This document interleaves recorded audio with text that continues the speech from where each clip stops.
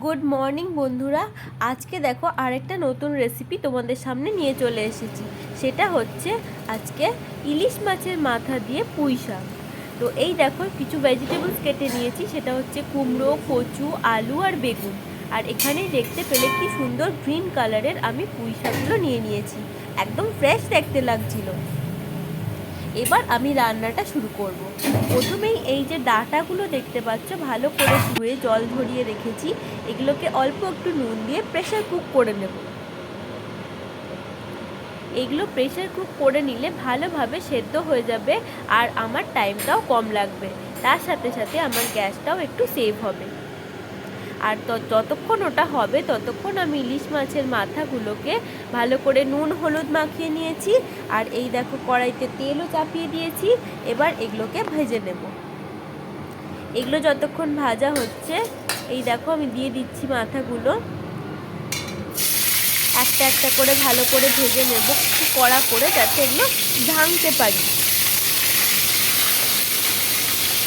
একদিকে এইটা ভাজা হয়ে যাচ্ছে আর অন্যদিকে আমার ডাঁটাটাও সেদ্ধ হয়ে যাচ্ছে। এই রকম পুঁই শাক ইলিশ মাছের মাথা দিয়ে দারুণ লাগে খেতে। তোমরা কিন্তু এরকমভাবে রান্না করো আর খেয়ে আমাকে অবভিয়াসলি কমেন্ট করে জানিও। দেখো ভালো করে নেড়ে চেড়ে ভেজে নিচ্ছি।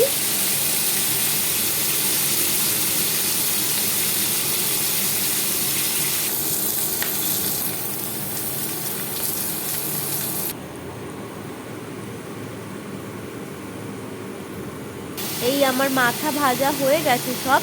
এরপর আমি সবজিগুলোকে একটু করে ভেজে নেবো। এই দেখো কুমড়ো ভেজে নিচ্ছি প্রথমে। আর এই যে ভাজাগুলো এগুলো অল্প করে নুন আর হলুদ দিয়ে ভাজলে ভালোভাবে সব ভেতরে ঢুকবে। এই দেখো নুন, এই যে হলুদ অ্যাড করে দিচ্ছি একটু।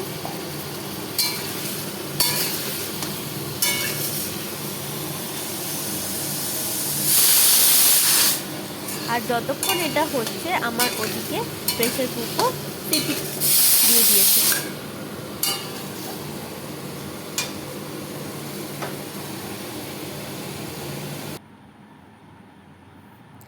এটা কি দারুণ দেখতে লাগছিল দেখো। এই দেখো এবার আস্তে আস্তে একটা একটা করে ভেজিটেবলস আমি ভাজা কমপ্লিট হচ্ছে আর তুলে তুলে রাখছি। লাস্টে এদিকে মাথাগুলোকে একটু খুন্তি দিয়ে ভেঙে নিয়েছি। আর এই মশলা আমি নিয়েছিলাম তেজপাতা, শুকনো লঙ্কা, জিরে আর কাঁচা লঙ্কা, হালকা করে আমি একটু কালো জিরেও নিয়ে নিয়েছিলাম। সব আমার ভাজা হয়ে গেছে। এবার আমি মশলাটা তেলের মধ্যে দিয়ে দেব। আমি বেশি তেল ইউজ করছি না, কারণ খুব একটা তেল খাওয়া স্বাস্থ্যের জন্য ভালো না, আনহেলদি হয়, সেই কারণে।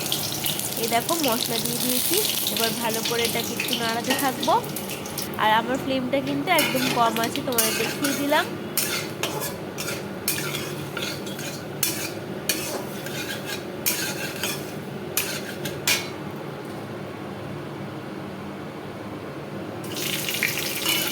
এরপর আমি কাঁচা লঙ্কাটা অ্যাড করে দিয়েছি।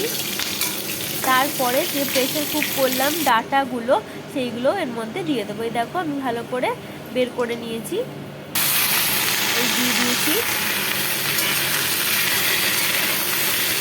ভালো করে এটা একটু মিক্স করে নেওয়ার পর আস্তে আস্তে সবজিগুলো অ্যাড করবো।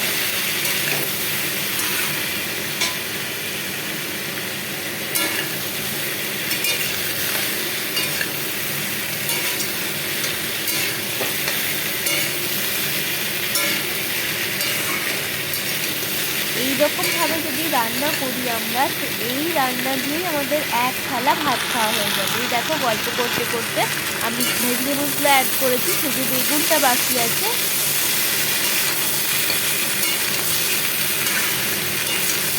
আবারও সব ভালো করে নাড়িয়ে চাড়িয়ে মিক্স করে রেডি করে নেব।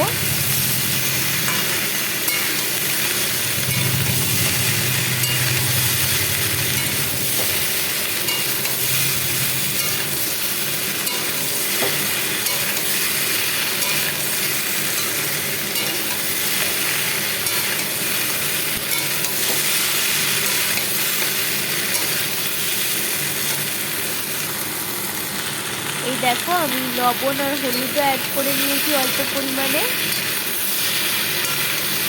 সব কিছু যেহেতু আমি লবণ দিয়েই ভেজেছিলাম, তাই লবণের পরিমাণটা এখানে কম অ্যাড করব। এরপর আমি সেই গ্রিন লিফি যে শাকটা পুঁইয়ের, সেটা অ্যাড করে নিচ্ছি আর সেটাও আস্তে আস্তে মিশিয়ে নেব।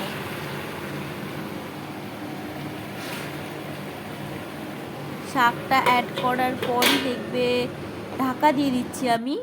তারপর ঢাকা খুলে হালকা করে কাশ্মীরি লঙ্কা গুঁড়ো অ্যাড করে নিয়েছি একটু কালারের জন্য। তারপর ওটাও ভালো করে মিক্স করব।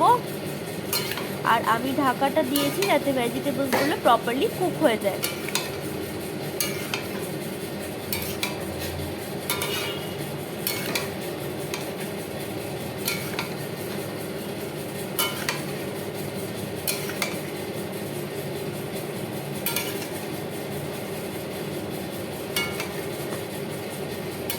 এরপর আমি এর মধ্যে বেগুনগুলো অ্যাড করে নিয়েছি, সেটা তোমাদের সাথে আর দেখানো হয়নি।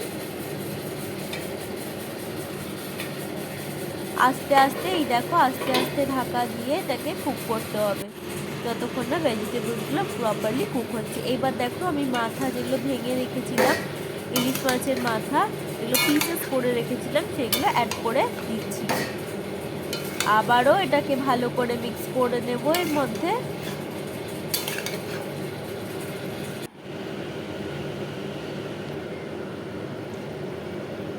যখন দেখবো আমার সবজিগুলো প্রপারলি বয়েল হয়ে গেছে, তখন আমি অল্প পরিমাণে সুগার অ্যাড করব, চিনি অ্যাড করে নেব।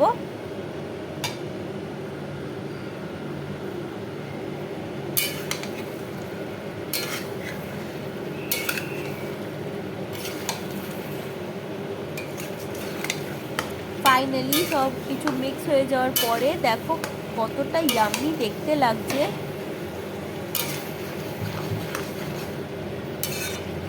আমি কিন্তু এর মধ্যে একটুও জল অ্যাড করিনি, যা কুক হয়েছে সবটাই আমি ঢাকা দিয়ে কুক করেছি।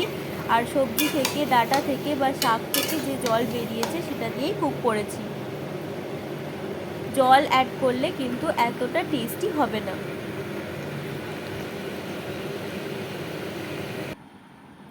এই দেখো ফাইনালি রেডি হয়ে গেছে, আমি ঢেলেও নিয়েছি। আর এরকম খেতে জাস্ট ইয়াম্মি ছিল। তোমরা কিন্তু ট্রাই করো আর আমাকে অবশ্যই জানিও। চলো আজকের মতো থ্যাংক ইউ এভরিওয়ান। আর যদি নতুন নতুন রেসিপি পেতে চাও, প্লিজ চ্যানেলটা সাবস্ক্রাইব করে যেও।